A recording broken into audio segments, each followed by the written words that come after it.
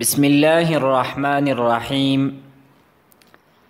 د خاصیات الابواب په سلسله کې دا زمونږه څلورم نمبر درس دی. ان شاء الله تعالی په دې درس کې به مونږه د ثلاثي مجرد کم پنځم باب دی، یعنی باب کروما یکرمو، او کم شپږم باب دی باب حسبا یحسبو ته دې خاصیات دا بیانو. د باب کروما یکرمو مشهور دو خاصیات دي. یو خاصیت دا دی چې دا باب د درې قسمه اوصافو د پاره استعمالیږي. لومبه اوصافی خلقیه حقیقیه، دویم اوصافی خلقیه حکمیه، او دریم اوصافی خلقیه حقیقیه. تدې مشابه چې کم اوصاف دي نو تدې د پاره دا باب دا استعمالیږي. اوس مونږ تدې اوصاف تفصیل کو او تدې مثالونه ذکر کو. نو اوصافی خلقیه حقیقیه دا هغه اوصاف ته وایي چې کم اوصاف دا فطری او پیدایشي وي، پاغې کې د مهنت او د کوشش څه دخل نه وي. نو دغه اوصافو ته اوصاف خلقیه حقیقیه وي. مثلا حسنا، قبوحا، شجوعا. نو اوس حسن او بدصورتی او بهادری دا داسې اوصاف دي چې دا فطری وي او پیدایشي وي. په دې کې د انسان د مهنت، د انسان د کوشش یا د انسان د کسب ته دې څه دخل نه وي. نو په داسې قسمه اوصافو باندې چې کم الفاظ دلالت کوي نو دغه الفاظ د عام طور باندې د باب کروما یکرمونه استعمالیږي. دویم قسم اوصاف د کومو د پاره چې باب کروما یکرمو استعمالیږي نو هغه اوصافی خلقیه حکمیه دي. دا هغه اوصافو ته ویل کېږي چې کوم اوصاف د فطری او پیدایشي نه وي، بلکې پاغې کې د انسان د مهنت، د انسان د کوشش او د انسان د کسب دخل وي. یو انسان بار بار په یو صفت باندې مهنت کوي، د هغې د حاصلولو کوشش کوي، نو د هغې نه بعد هغه وصف د په انسان کې یا په یو بل څیز کې په هغې کې پیدا شي.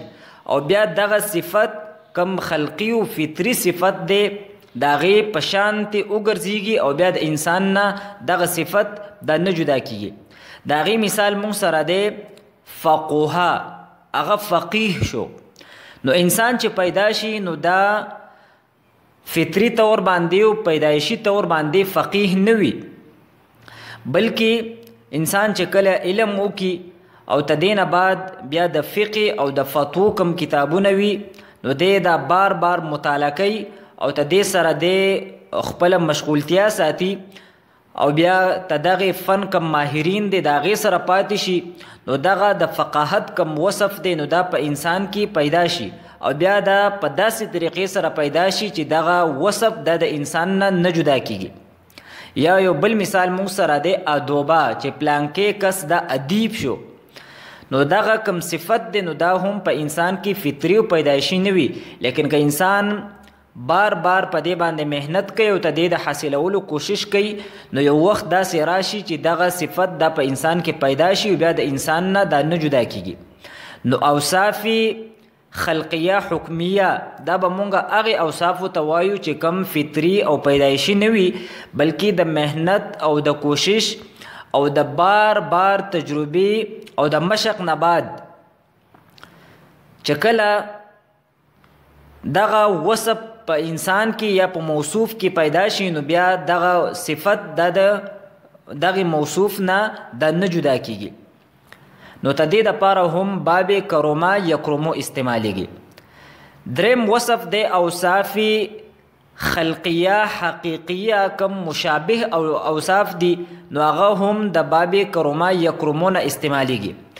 او د اوصاف خلقیه حقیقیه مشابه اوصاف دا هغه اوصاف دي چې هغه نه په انسان کې فطری او پیدایشي تور وي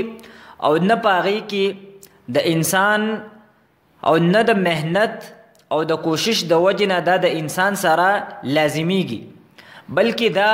عارضي وي او سلګ وخت بعد دغه د انسان نه جدا کیږي هم لیکن دغه اوصاف کم حقیقی اوصاف دي دغه سره مشابه وي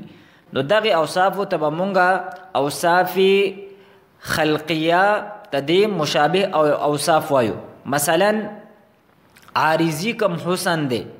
یا عارضی کم بدصورتی ده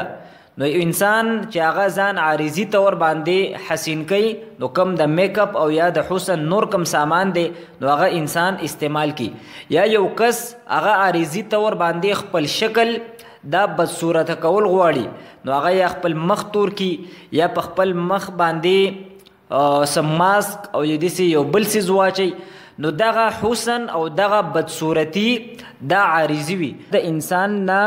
جدا کیږي لیکن کم حقیقی حسن دی او کم حقیقی بدصورتی دا داغه سره مشابه وي نو دی وجنا دی اوصاف ته به مونږه د اوصاف خلقیه حقیقیه مشابه اوصاف وایو نو تدې دپاره هم چې کوم الفاظ استعمالیږي نو هغه هم د باب کروما یکرمون استعمالیږي مثلا حسنا قبحا نو دا چې څنګه د حقیقي حسن دپاره استعمالیږي نو دا د عارضي حسن او د بدصورتۍ دپاره هم استعمالیږي نو حاصل دا شو چې باب کروما یکرمو دا د درې قسمه اوصاف د هغې دپاره چې کوم الفاظ راځي نو هغه د باب کروما یکرمون استعمالیږي نمبر 1 اوصاف خلقیه حقیقیه دویم اوصاف خلقیه حکمیه او دریم اوصاف خلقیه حقیقیه مشابه کم اوصاف دي دویم صفت د باب کروما یکرمو دا دی چې دا باب دا به همیشه د پاره لازمی وي یعنی تدې مفعول ته ضرورت نه وي بلکې دا به فاعل باندې پوره کیږي او د هغې مثالونه مونږه مخکې ذکر هم کړل مثلا حسنا هغه حسینه شو هغه ښکلی شو یا قبحا وہ بدصورت ہوا دغسی شجاعه هغه بهادر دی نو دا داسې الفاظ دي چې دا صرف په فاعل باندې پوره کیږي ته دې مفعول طرف ته ضرورت نشته دی اوس مونږه د باب حسبه یحسبو کوم خاصیت دی نو هغه ذکر کوو د دې باب خاصیت دا دی چې د دې باب نه د شمیر یو څو الفاظ استعمالیږي صاحب فصول اکبری هغه فرمایي چې د دې باب نه 32 یعنی 32 الفاظ د استعمالیږي